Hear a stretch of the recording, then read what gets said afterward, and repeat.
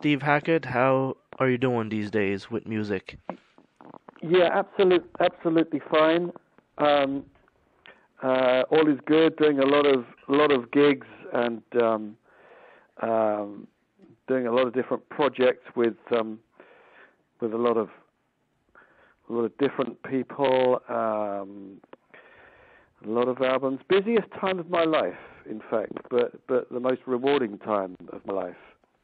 Would you say it's because the name Steve Hackett, or is it just that you're getting your name out there to be available because you are working a lot? I am working a lot. I think it's probably because I think finally people are starting to see it my way, if you know what I mean. To quote Frank Sinatra, I think because I sketched in a number of styles for a number of years, and I think that the ability to be able to do a little bit more than just to sketch in those separate styles has made all the difference for me.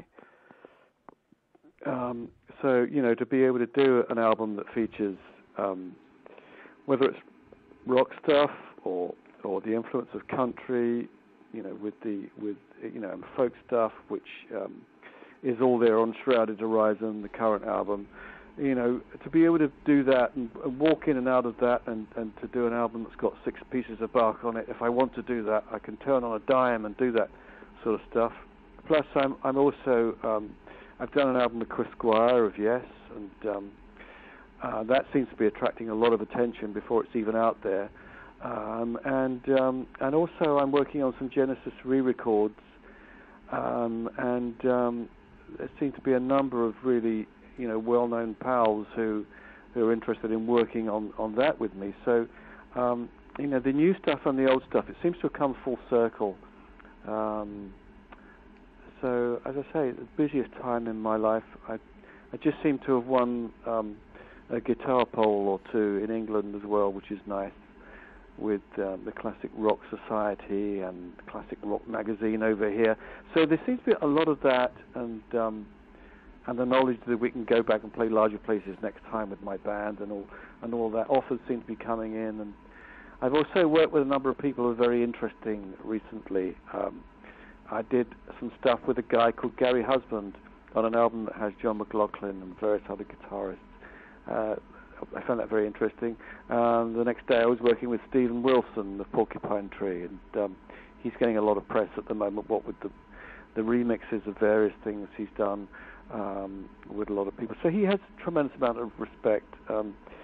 So I appeared on his album, which is doing very well. Plus, he joined me on stage for something. There's a DVD we'd done, and so that's been very interesting. A lot of very diverse stuff. I worked briefly with a band called Magenta, and the leading light there is a guy called Rob Reed. I did something for him, very interesting, but that was nylon guitar. So I walk in and out of a lot of different situations. Now, Steve, when you do these recordings, is it the internet helping in doing this, like in your own personal studio, would it be, or are you actually going to these studios? Sometimes in my own studio, sometimes in other people's. I do stuff at home, rather in my own studio. It's a separate studio these days to home, but I think of it as home turf. You know what I mean? So I'm happy to work that way, but I also like working with people in many different situations. I wear a number of hats, so to speak. And also you're online, hackettsongs.com. Do you participate in this a lot? Oh, absolutely, yeah, very busy with that. And very hands-on with that. It means we're accessible to people. I mean, if I do shows, I go out and sign things for people afterwards, and they can have a photograph taken with me if they want. And I don't draw any distinction between fans and friends anymore, Which can be a great thing. Yeah, well, it's a different way of looking at things. I think the zeitgeist is different these days. there's a different emphasis, I think, on live music and what that means. Throughout my days with Genesis and GTR, people do seem to be aware via the website that not only is there life after Genesis, there are many more strings to my bow. Now, Steve, do you participate in YouTube much and Facebook? Yeah, well, funnily enough, people do that whether you want it or not.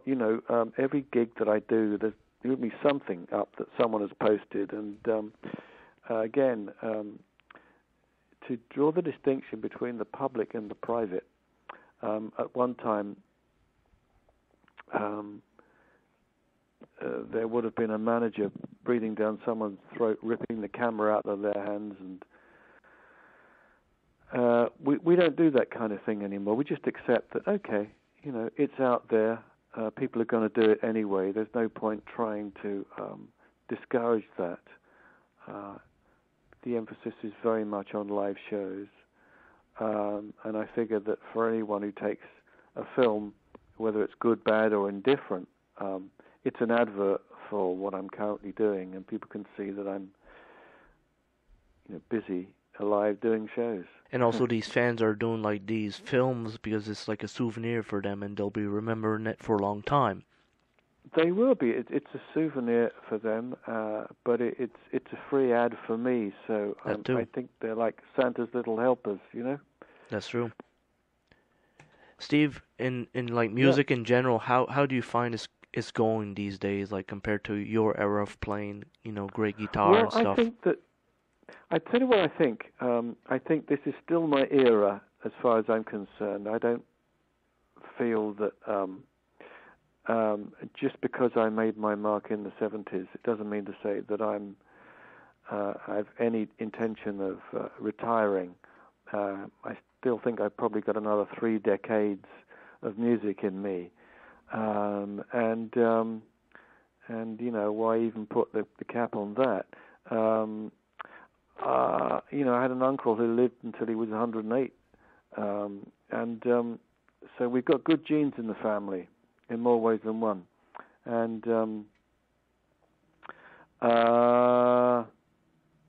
I think it's a very exciting time in music. I hear a lot of really good stuff out there. There are some great players. There are some really great songwriters. People have relearned the craft of writing songs. We no longer exist in this nihilistic vacuum that passed for a nouveau approach. We're not held to ransom by record companies. People can do what they want. They're not in chains to A&R dictates anymore, or dictators. It's a very freeing time for music. You can be anything you want to be.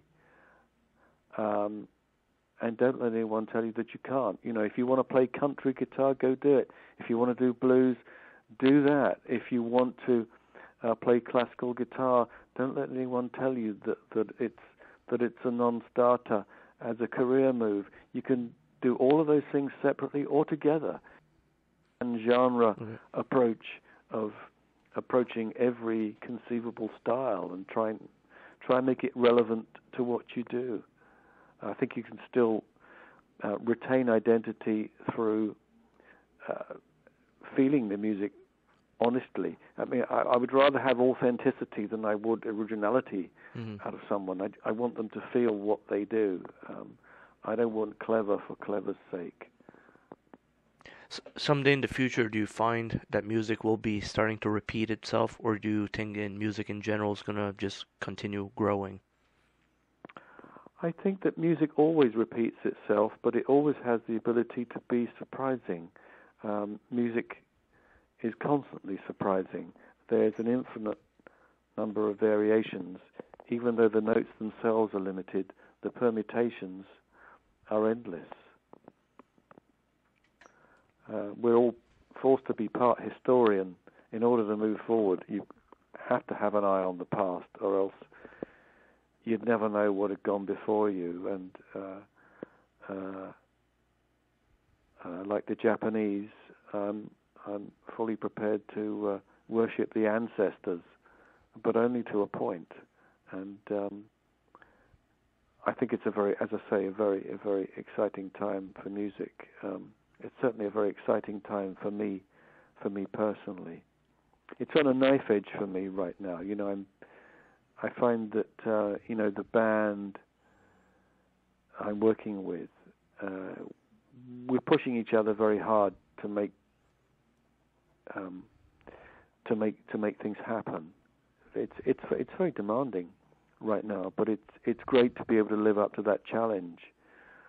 The last album I did, Beyond the Shrouded Horizon, has outsold its predecessor, which was Out of the Tunnel's Mouth. I find that very interesting, that Out of the Tunnel's Mouth, we did maybe 150 shows to back that up. But with this new one, we've done a handful by comparison. But, maybe after about 40 shows or so, it's outsold that one. So, people are saying to me, all records aren't selling, are they? How are you dealing with that? And I'm saying, well, actually, they are. I think that if you make a good enough record and it's nicely enough packaged, if there's care in what you do, I do believe it's possible to operate in a download. I'm trying to think of a word of this. You're in a download culture, but it is possible to produce the equivalent of fine art within it, but also keep it salty, keep it close to the earth as well. I'm trying to make the music more grounded at the moment and more earthy. And also, you're going to be doing plenty of tours coming out in April. Yeah, that's right. Yeah, I'm doing stuff in Italy in April, but there's also there's other stuff happening at the moment. I'm also very busy recording and writing, so I have a number of projects on the go at any one time. Well, Steve, been a pleasure talking these subjects with you. Yeah, very nice talking to you too, Jason. So, Steve, I appreciate you taking the time, and look forward to doing another one in the future when we can talk about more subjects. Me too, Jason. Okay? Thank you so much, mate. All right, you have a good evening. You too. Bye-bye. Thank you. Bye-bye.